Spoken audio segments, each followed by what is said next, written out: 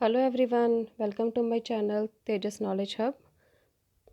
हमारा जो लास्ट वाली वीडियो थी उसमें हमने डिस्कशन स्टार्ट की थी fixation and classification of fixatives पे।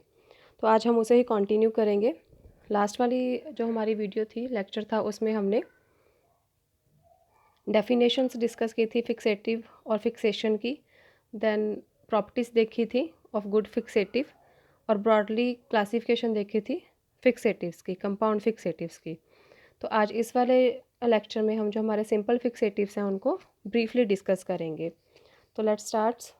जिन लोगों ने मेरी फर्स्ट वाली वीडियो नहीं देखी, वो नीचे डिस्क्रिप्शन बॉक्स में उसका लिंक दिया गया है, वहाँ पे जाके चेक कर सकते हैं।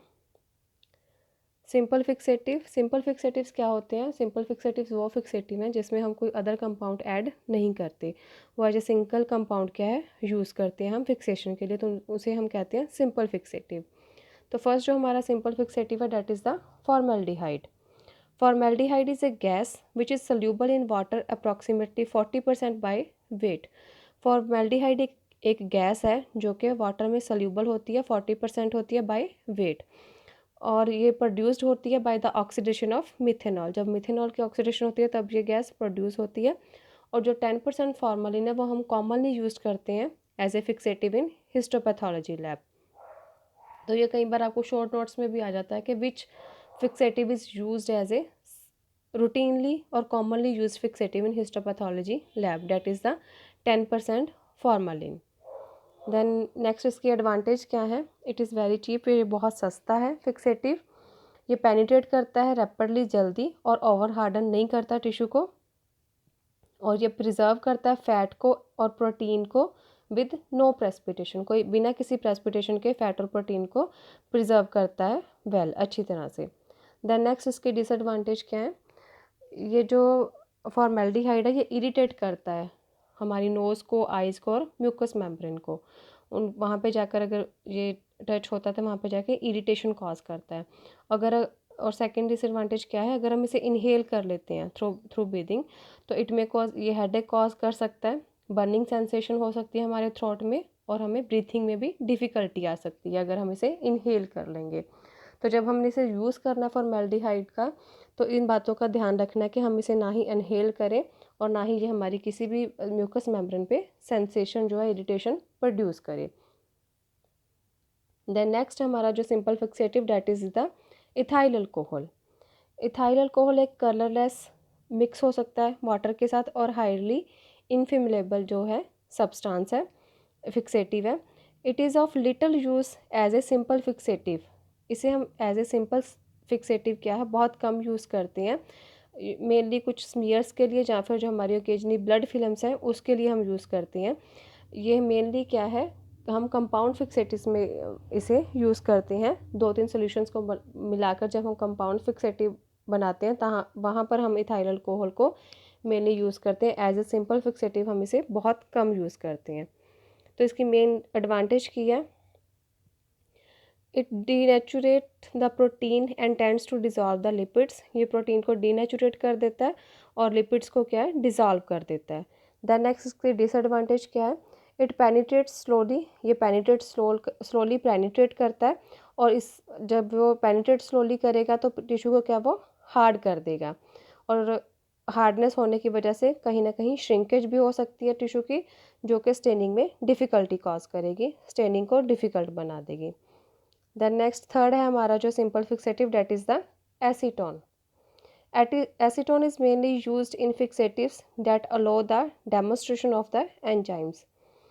जो एसीटोन है मेनली एंजाइम्स को डेमोस्ट्रेट डिटेक्ट करने के लिए हम क्या है, या फिक्स करने के लिए हम यूज़ करते हैं।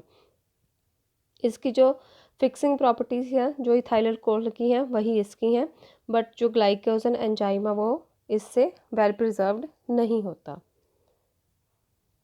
देन नेक्स्ट हमारा fourth, mercuric chloride. Mercuric chloride, it is often used as saturated aqueous solution. It is a good protein precipitant which rapidly penetrates and harden the tissue. इसे हम as a aqueous solution use करते हैं, और ये क्या है, protein precipitant है, अच्छा प्रोटीन प्रेसिपिटेंट है, और ये ईजिली पेनिट्रेट कर देता है, रैपिडली पेनिट्रेट करता है टिश्यू में, उसे जो स्पेसिफिक हार्डनेस चाहिए वो प्रोवाइड कर देता है। तो इसकी एक डिसएडवांटेज क्या है इसकी, it's black pigmentation on the tissue. ये टिश्यू के ऊपर क्या है, ब्लैक पिगमेंटेशन बना देता है, क्योंकि जो टिश्यू का कलर है वो भी क्या ब्लैक होता है, उस वजह से एक ब्लैक पिगमेंटेशन बन जाती है टिश्यू के ऊपर, जो हमें फर्दर क्या है स्टेनिंग में प्रॉब्लम कर सकती है। The pigmentation is removed by treating the sections with Lugol's iodine for few minutes and decolorizing in sodium thiosulfate prior to staining। तो इस पिगमेंटेशन को अवॉइड करने के लिए हम क्या करेंगे, जो हमारे टिश्यू हैं सेक्शंस हैं उसको लुगल्स आयोडीन में क्या है कुछ मिनट के लिए हम डिप करके रखेंगे। उसके बाद हम उसे डिकोलराइज करेंगे सोडियम थायोसल्फेट में स्टेनिंग करने से पहले। तो अगर ये पिगमेंटेशन हम रिमूव नहीं करेंगे तो हमें ये जो सेल स्ट्रक्चर है टिश्यू की वो ईजिली डेमोस्ट्रेट नहीं होगी, माइक्रोस्कोप के अंदर हमें ईजिली दिखाई नहीं देगी। देन नेक्स्ट इसकी डिसएडवांटेज क्या है, इट इज़ पॉइजनस। ये पॉइजनस है, तो इस पॉइजन होता है जो फिक्सेटिव है, तो इसे हमें क्या है बहुत ज़्यादा केयर से हैंडल करना चाहिए लैब में, नहीं तो ये कोई ना कोई अफेक्ट कर सकता है हमारे ऊपर। देन नेक्स्ट है potassium ट्राइक्रोमेट। It is widely used as a simple fixative. Depending upon the pH of solution, to different forms of fixative can be affected. तो ये एज ए हम सिंपल फिक्सेटिव यूज़ करते हैं पोटाशियम डाइक्रोमेट को, और इसकी pH के basis पे हमें ये दो तरह से वर्क करता है। अगर इसकी pH at a pH of less than 4.6, अगर इस सोल्यूशन की पीएच हम 4.6 से कम रखते हैं तो ये क्या करता है, ये प्रेसिपिटेट कर देता है प्रोटीन को और कार्बोहाइड्रेट्स को क्या है फिक्स कर देता है। और एट पीएच हायर देन 4.6, अगर 4.6 से ज़्यादा पीएच है तो ये साइटोप्लाज्म को प्रिजर्व करेगा अच्छी तरह से, और जो माइटोकॉन्ड्रिया उसको फिक्स कर देगा। It is very useful in study of myelinated nerve fibres. जो हमारे नर्व फाइबर्स हैं उनको स्टडी करने में भी ये बहुत ज़्यादा यूज़फुल है। तो ये जो सोल्यूशन है दो डिफरेंट पीएच पे काम करता है, और डिफरेंट पीएच पे डिफरेंट जो टिश्यू के पार्ट्स हैं सेल के पार्ट्स हैं उनको प्रिजर्व करता है और फिक्स करता है। देन नेक्स्ट है हमारा picric acid. Picric acid precipitate proteins and combine with them to form picrates. जो पिक्रिक एसिड है वो प्रोटीन को प्रेसिपिटेट कर देता है और उसके साथ जुड़ के पिक्रेट्स बना देता है कुछ, some of which are soluble in water. तो जो उसमें से कुछ पिक्रेट्स हैं वो वाटर में सोल्यूबल होते हैं। Glycogen is well preserved by picric acid. जो ग्लाइकोजन है वो अच्छी तरह से प्रिजर्व हो जाता है जब हम पिक्रिक एसिड को यूज़ करते हैं।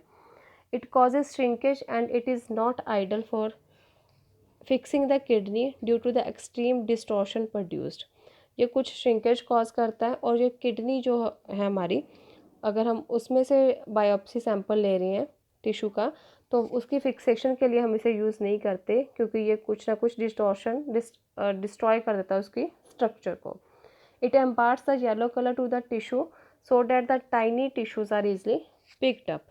तो ये क्या टिश्यू को येलो कलर दे देता है जब हम इसे फिक्स करते हैं, तो इससे जो हमारे छोटे छोटे टिश्यू हैं वो हमें ईजिली पिक्ड अप हो जाते हैं, हमें माइक्रोस्कोप के अंदर ईजिली वो दिखाई दे जाते हैं।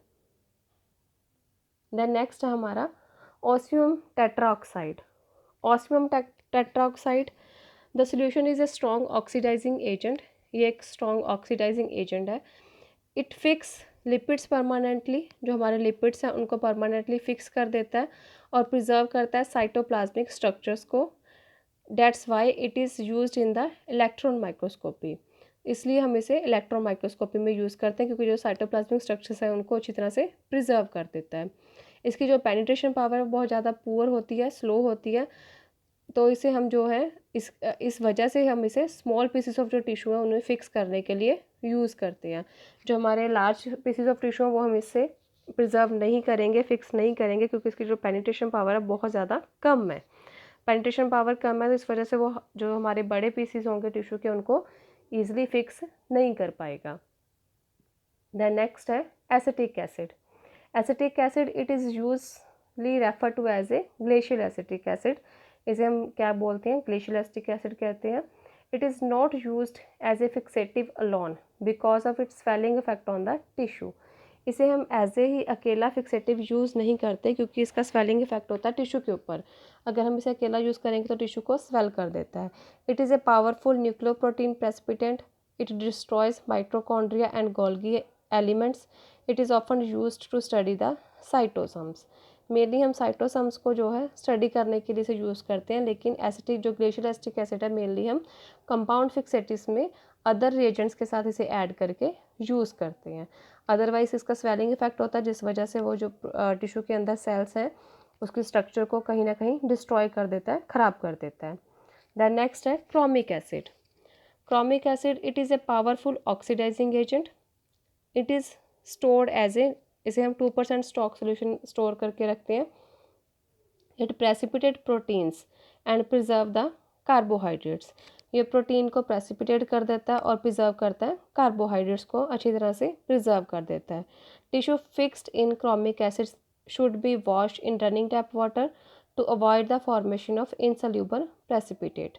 तो जब हम क्रोमिक एसिड में डालते हैं टिश्यू को तो उसमें जो है इनसल्यूबल प्रेसिपिटेट्स बन जाते हैं।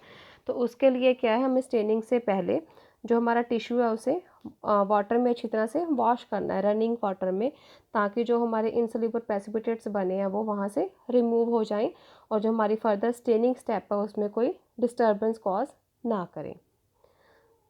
तो ये सारे हमारे क्या थे सिंपल फिक्सेटिव में जो हमने आज ब्रीफली डिस्कस किए हैं। इसके बाद हमारे कंपाउंड फिक्सेटिव हैं जो हम हमारे जो लेक्चर है उसमें हम डिस्कस करेंगे।